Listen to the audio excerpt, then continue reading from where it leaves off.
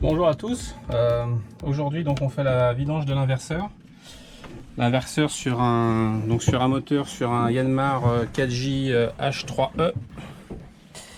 Donc on a préparé un petit peu. Donc le moteur là il est en mode hivernage. C'est pour ça qu'on aperçoit du verre dans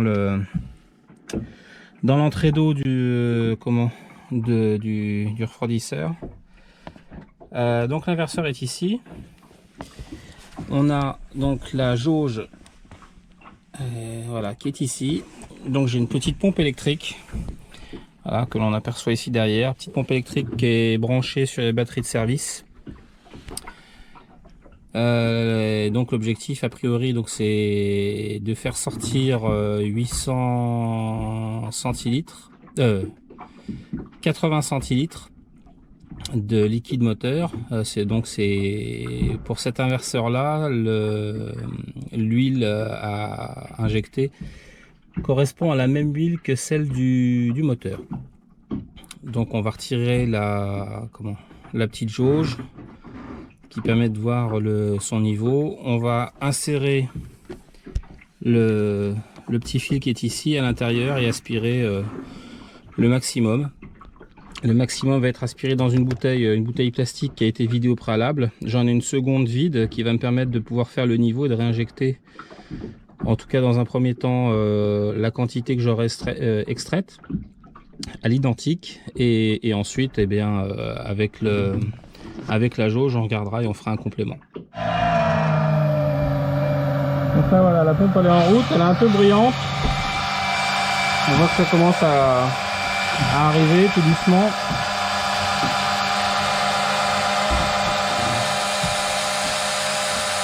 Et donc on va la laisser tourner comme ça jusqu'à temps qu'il n'y ait plus rien qui remonte.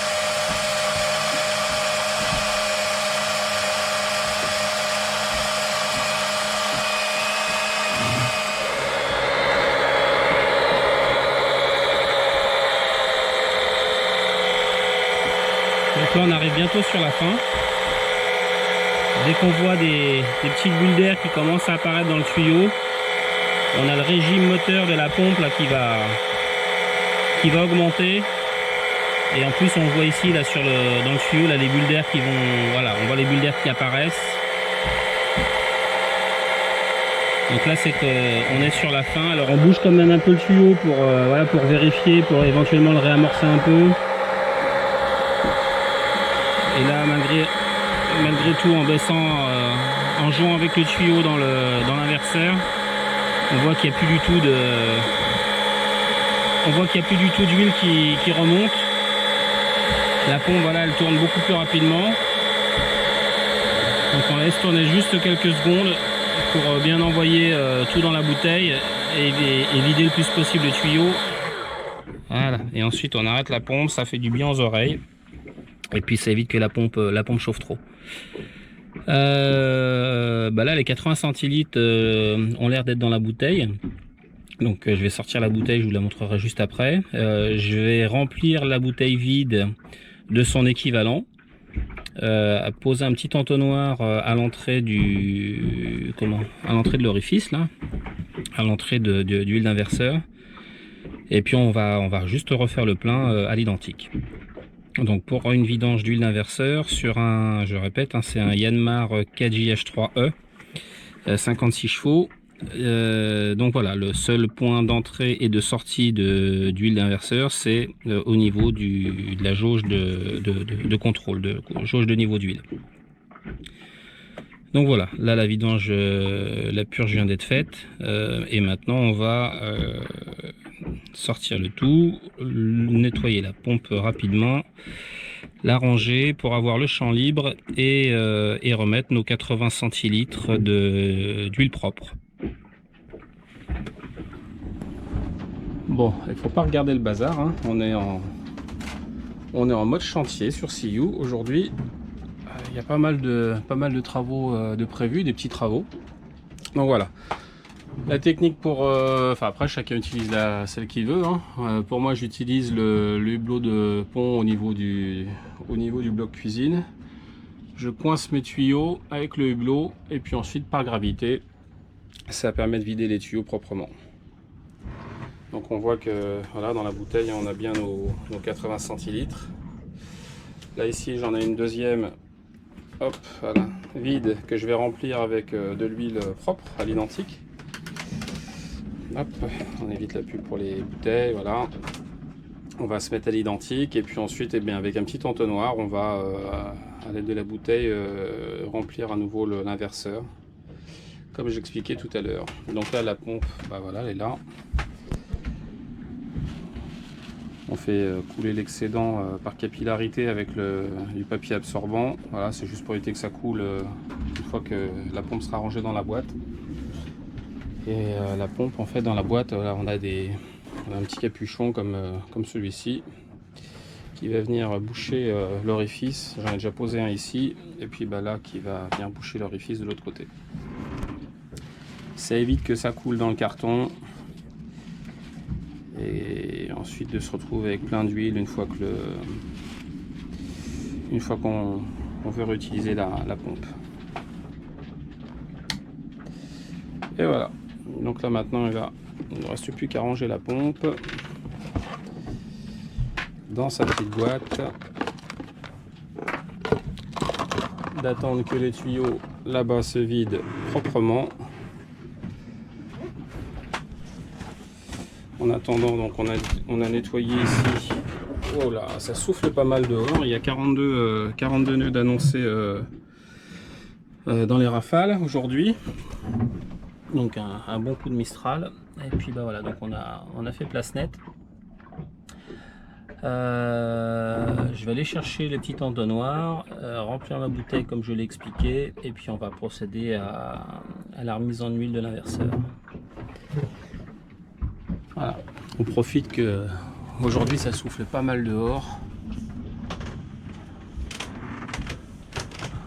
On va vous montrer ce que ça donne quand ça souffle. Donc là on voit que le 43 pieds, l'Océanis, est magnifique. Et à côté, voilà, il bouge pas mal, ça danse un peu sur les amarres.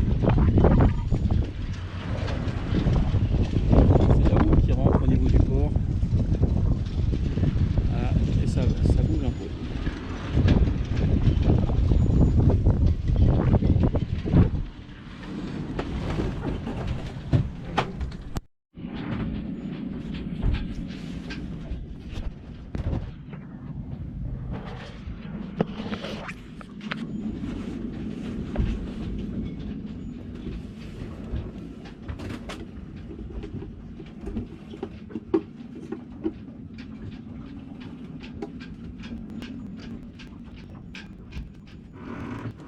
Comme ça bouge pas mal, je préfère utiliser un petit entonnoir, même si ça va prendre beaucoup plus de temps, mais ça évite de mettre de l'huile partout.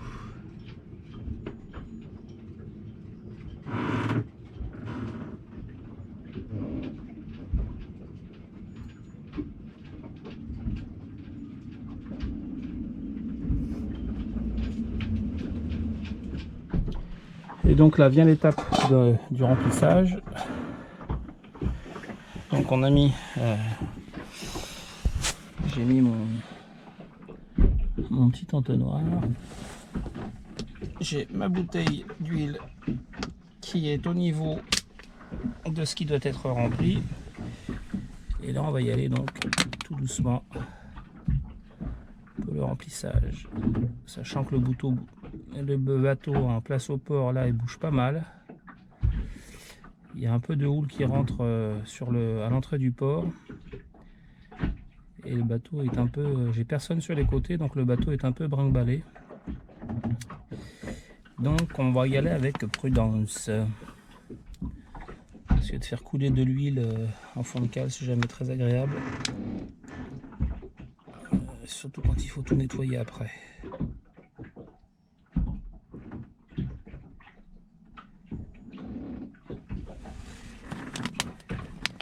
Toujours bien à sa main avec la bouteille, hein, ne pas hésiter à s'arrêter pour bien la reprendre en main, surtout avec l'huile ça glisse, même si la bouteille est quand même propre.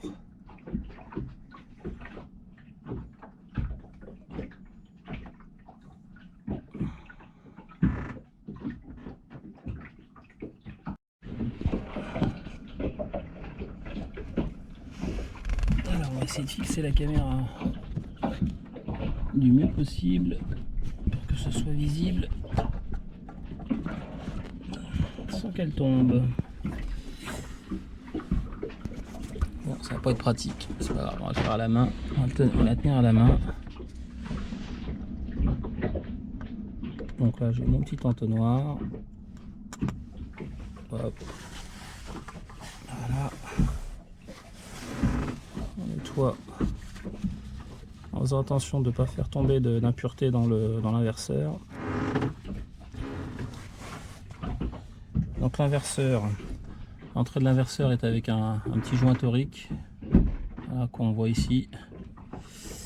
Donc vérifiez donc l'état du joint torique, au pire sinon le remplacer. Voilà, donc là j'ai ensuite ma tige, la tige qui me permet de fermer. Et puis en même temps on voit que sur là, je sais pas si ça va être bien visible, mais sur la tige on voit qu'au bout on a un petit filet, un petit trait qui apparaît en bas, enfin sur le haut là. Et ce petit filet, donc c'est ce qui permet d'indiquer le niveau d'huile dans l'inverseur. Donc là je repose et je referme.